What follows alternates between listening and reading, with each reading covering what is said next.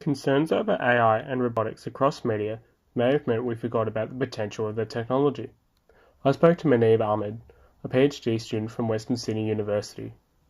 What do you think of the fear around robots taking over our jobs as a result of?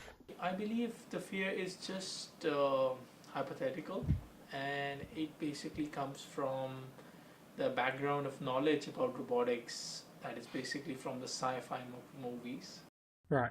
So how can robots be used to help people? being utilized for children with autism.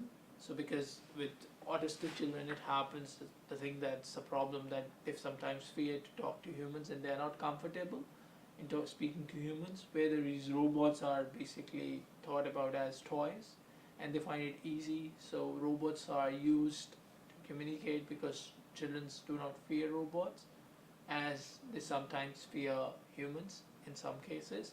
So in this case, robots and AI has been used immensely, and the results that we get from the research are actually immense. How else are robots being used to help people?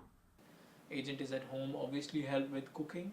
Robots are being used towards helping in cooking as well, where you basically store a recipe in a robot and it just cooks it for you. It can detect a potato, cut it up for you, and then obviously it can be used. So there are many applications of AI all over the world that has been used.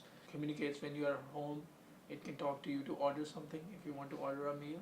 Yeah, you can speak to the robot and say play this music, and the robot will play the music. However, there are problems with speech recognition with different people from different in Japan and in South Korea.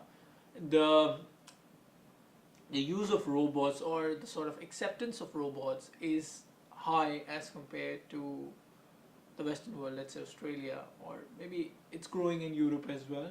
I asked Omar Mubin, senior lecturer in human computer interaction at Western Sydney University, how robots could be used in our free time. Smart devices and artifacts have some form of intelligence in them. They don't really have to be in the shape of a robot for them to have some form of artificial intelligence. So, like our smartphone has some sort of intelligence. It knows sort of our daily routine, where we're going. It can tell us what sort of traffic we can expect. Even with these Roombas and these vacuum cleaners, people tend to associate with them very deeply, and they even make them as a buddy. They as much as so they even give names to these robots. So they treat it as a pet. As robots could help us, we might need to take a more open approach. With self-driving cars, automated vacuum cleaners, and helper robots on the horizon, robots and the AI that drives them are here to stay. The potential that their technology possesses is truly remarkable.